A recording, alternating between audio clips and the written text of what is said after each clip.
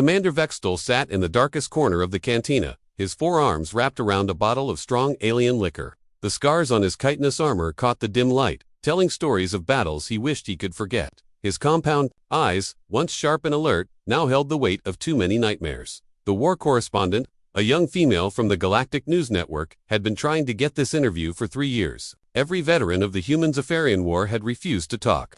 But tonight, after his 6th drink, Vextel finally agreed. "You want to know about the humans," he said, his voice rough like grinding stone. "Everyone thinks they know the story. The Great Zephyrian Empire, conquerors of 47 worlds, defeated by a primitive species that barely knew how to build starships." He poured another drink with one of his lower arms while his upper arms gestured at the empty air. "I was there. I commanded the 3rd Assault Wing when we entered their solar system. I saw what they did to us, what they became when we pushed them too far." The correspondent leaned forward, her recording device capturing every word. Around them, the cantina buzzed with the voices of 12 different species. But their corner felt isolated, heavy with the weight of memory. "Before the war, we knew almost nothing about humans. Our intelligence reports were thin. They called their homeworld Earth a death world by galactic standards. High gravity, violent weather, dangerous animals everywhere. We thought this would make them tough but predictable warriors." Vextel's mandibles clicked, a sound his species made when nervous or angry. "We were so wrong. Death's worlds do not just create tough warriors, they create survivors, and survivors fight differently than warriors." He stared into his drink, seeing reflections of burning starships and dying comrades. "The first human name I learned was Commander Hyanwu. He led their 3rd fleet, 12 ships against our 50. Our tactical computers said the battle would last maybe 30 minutes. Hyanwu made it last 6 hours. The alien warrior's voice dropped to almost a whisper. Not because his ships were better, they were not. Not because his weapons were stronger, they were much weaker than ours. He made it last because humans do not fight the way other species fight. When we destroyed half his fleet, he did not retreat. When we damaged his flagship, he did not surrender. He kept fighting with damaged ships, broken weapons, and crew members who should have been dead." Vextel drained his glass and immediately refilled it. "I watched through our battle screens as Commander Hyanwu's ship, the Courage, took direct hits from 3 of our plasma cannons. The ship was breaking apart, atmosphere leaking into space, fires burning on every deck. Any other species would have evacuated. Any other commander would have surrendered." His compound eyes reflected the cantina's lights like broken mirrors. "Instead, Hyanwu turned his dying ship toward our flagship. He was going to ram us. A suicide attack with a vessel that was already destroyed." Our captain, Kethfer, laughed. He said humans were even more primitive than we thought, throwing their lives away for nothing. The veteran's voice became bitter, but it was not for nothing. As the Courage crashed into our shields, every other human ship in the system received the same signal, not a call for help, not a request for backup. It was a simple message that changed everything. He paused, struggling with the memory. The message was just 2 words. "Remember, Earth," that was all. But every human ship, every human commander, every human soldier heard it, and something changed in the way they fought. Vextel's forearms began to shake slightly. Captain Jinna commanded a small destroyer. After Hyanwu died, she did not try to escape. She did not try to hide. She loaded her ship with every explosive device she could find and flew it straight into our formation. Before she died, she transmitted the names of her crew to every human vessel in range.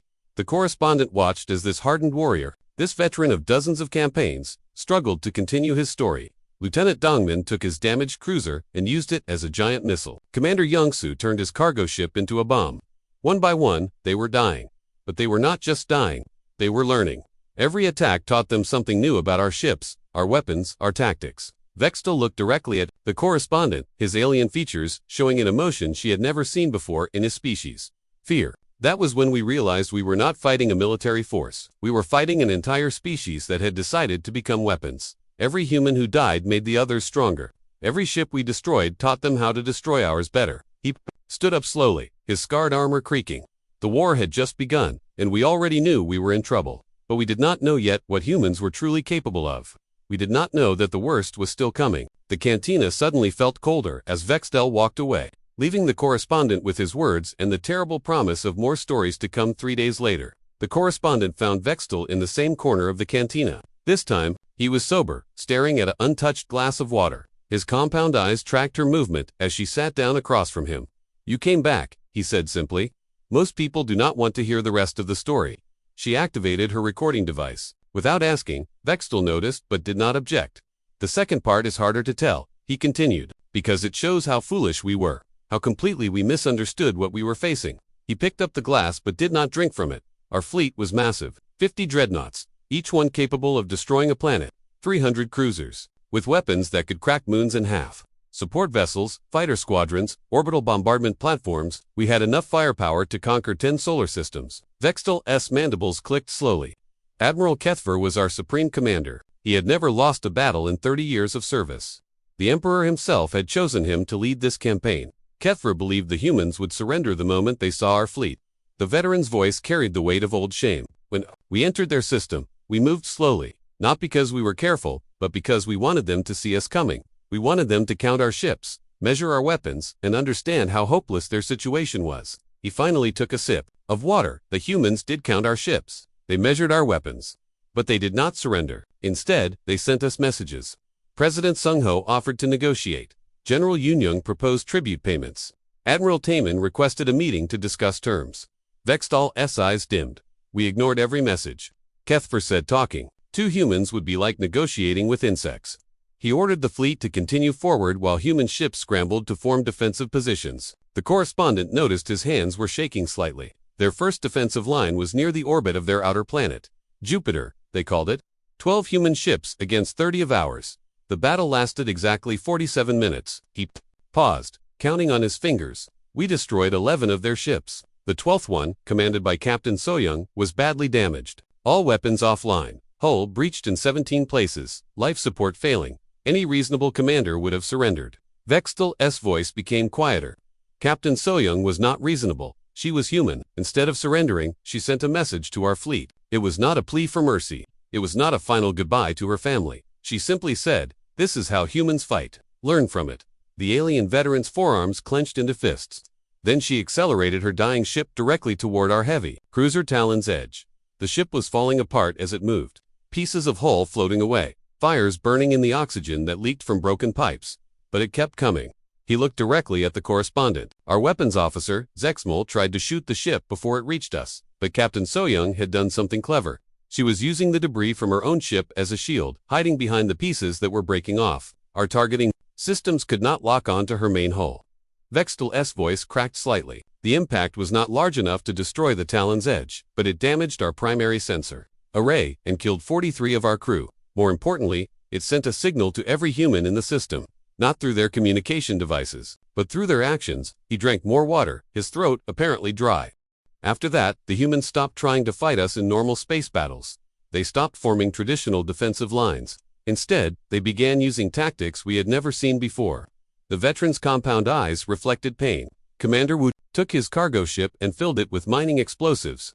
Lieutenant Haijin used her medical transport as a boarding vessel, loading it with soldiers instead of supplies. Captain Minho turned his civilian passenger liner into a guided missile. Vex stood up and began pacing, his scarred armor reflecting the cantina's lights. Each attack was different. Each human commander found a new way to hurt us. They were not following any military doctrine we recognized. They were making up new tactics as they fought. He stopped pacing and gripped the back of his chair. Admiral Kethver became angry. He ordered massive bombardments of their industrial stations. We destroyed their shipyards, their weapons factories, their military academies. We thought this would break their ability to fight. The alien warrior's voice became bitter. Instead, it made them more dangerous. Without proper military equipment, they began using civilian technology as weapons. Without trained soldiers, ordinary humans volunteered for suicide missions. Without shipyards, they converted cargo vessels into warships. He sat back down heavily. That was when we realized our first terrible mistake. We thought we were fighting the human military, but we were actually fighting the entire human species. Every factory worker, every civilian pilot, every ordinary citizen had become a potential weapon. Vextal looked at his reflection in the water glass. The worst part was that they were learning from every battle, getting better, getting smarter, getting more dangerous. While we were still using the same tactics that had worked against 47 other species, the humans were evolving into something we had never faced before. He pushed the glass away, and we still had no idea how bad it was going to get. The third meeting happened a week later. Vextal looked older somehow, as if telling his story was aging him. He sat with his back to the wall, all four arms resting on the table, staring at nothing. The real nightmare started after we destroyed their main shipyards. He began without waiting for the correspondent to sit down. We thought breaking their industrial capacity would end the war quickly. We were wrong again. He gestured with one of his upper arms toward the cantina's viewing port, where stars glittered in the darkness. 3 days after our bombardment of their Mars facilities, we detected something impossible. New human ships were appearing throughout their system. Not military vessels built in proper shipyards, but converted civilian craft. Cargo haulers with weapon mounts welded to their hulls. Passenger transports loaded with explosives instead of people. Vextel's mandibles clicked rapidly, a sign of agitation. Captain the Jinn was the first to use this new tactic effectively. She took a mining vessel designed to crack asteroids and loaded it with nuclear warheads. Then she flew it directly into the middle of our formation during the battle at the asteroid belt. The veteran's compound eyes reflected the memory like broken glass. Our sensors detected the ship approaching, but we ignored it. Mining vessels were not military threats. We were focused on the 3 human destroyers that were attacking our left flank. We did not realize that the mining ship was the real weapon. He paused, struggling with the words. The explosion destroyed 2 of our cruisers and damaged 5 more, but that was not the worst part. The worst part was what Captain the Jinn transmitted before she died. She sent detailed scans of our ship formations, our weapon positions, our defensive patterns. Every human vessel in the system received this information. Vextel's voice became quieter. That was when we realized humans shared information differently than other species. When we fought the Kalari Empire, each ship fought as an individual unit. When we conquered the Vex Coalition, their commanders had to send messages through slow communication channels. But humans seemed to know what every other human was thinking. The correspondent noticed his hands were trembling. Lieutenant Kung Su proved this during the next engagement. His damaged fighter should not have been able to coordinate with the cruiser commanded by Captain Su Jin. They were too far apart, moving too fast, with too much battle interference. But somehow, they executed a perfect pincer attack that caught our flagship completely off guard. Vextel stood up and walked to the viewing port. The boarding actions were the worst part. Commander Haywan led the first successful boarding of one of our vessels. She and her team fought through our corridors like creatures from a nightmare. They did not fight to capture the ship. They fought to destroy it from the inside. His reflection in the transparent aluminum showed an alien face twisted with remembered horror. Human boarding teams carried enough explosives to destroy whatever ship they entered. Win or lose, they made sure we paid a price. They would fight through our defenses, plant their charges, and trigger them even if it meant killing themselves. He turned back to face the correspondent. Lieutenant Dayun's team took control of our ammunition storage. Instead of trying to hold it, she detonated everything. The explosion gutted our heavy cruiser from the inside. Commander Jinho's squad reached our engine room and caused a reactor overload that killed everyone aboard, including themselves. Vextel returned to his seat, moving like an old warrior carrying too many scars. But the psychological warfare was even worse than the physical attacks. Every human who died fighting us became a symbol for the others. Captain Dongman's last words were broadcast across their entire planet. Remember what they did to Earth. Make them pay for every star. The veteran's voice cracked. We intercepted their communications. Millions of humans were watching our battles in real time. Every engagement, every death, every sacrifice was being transmitted to their homeworld. When Commander Sung-ho died, ramming his ship into our formation, we detected massive emotional responses from billions of humans. He looked at his scarred hands. Their industrial capacity should have been broken, but somehow, new ships kept appearing. We learned later that every human manufacturing facility had been converted to military production. Factories that made civilian goods were now producing weapons. Shipyards that built cargo vessels were launching warships. Vextel's mandibles clicked in what might have been fear. The names kept coming. Every battle brought new human commanders, new tactics, new nightmares. Captain Taman used his medical ship as a Trojan horse, hiding soldiers inside fake wounded passengers. Lieutenant Minju converted her research vessel into an electronic warfare platform that disrupted our communications. He stared directly at the correspondent. What terrified us most was that they were getting better. Every engagement taught them something new about our weaknesses. Every death made the survivors more dangerous. While we were still fighting the same way we had fought for centuries, humans were evolving their tactics in real time. The cantina around them had grown quiet, as if other patrons could sense the weight of his words. By the time we reached the inner system, we were not fighting the same species that had sent us those first desperate messages.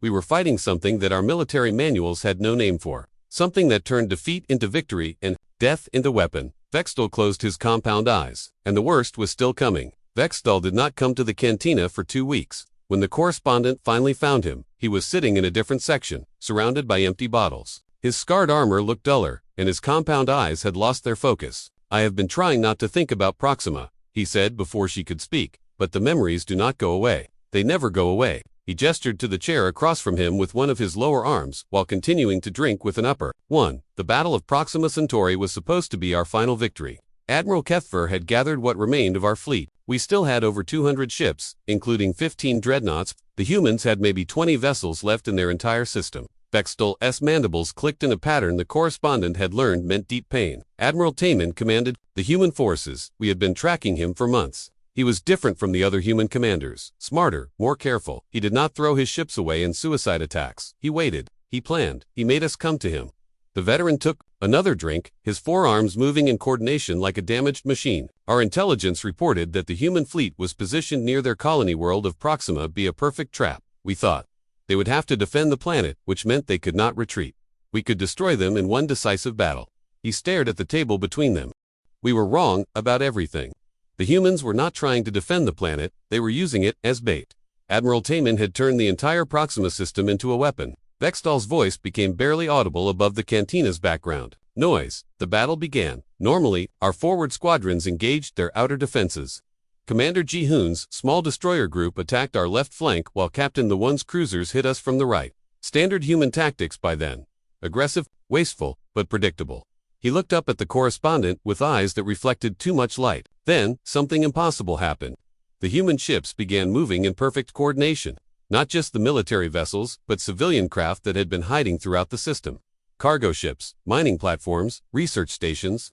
Everything with an engine suddenly became part of their attack. The alien warrior's scarred hands gripped his drink container until the metal began to bend. Lieutenant Su-young led a squadron of converted freighters in a maneuver that should have been impossible. They were spread across millions of kilometers, moving at different speeds, with different capabilities. But they struck our formation at exactly the same moment, from 17 different directions. Vextal's voice cracked. Our tactical computers could not understand what was happening. The coordination was too perfect.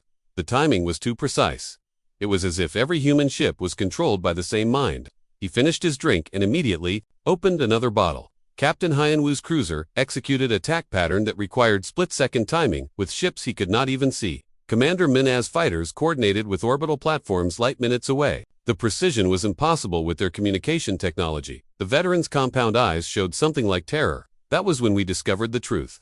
The humans had developed something during the war. Something they called quantum entanglement communication. They could share information instantly across any distance. Every human ship, every human commander, every human soldier was connected to every other human in real time.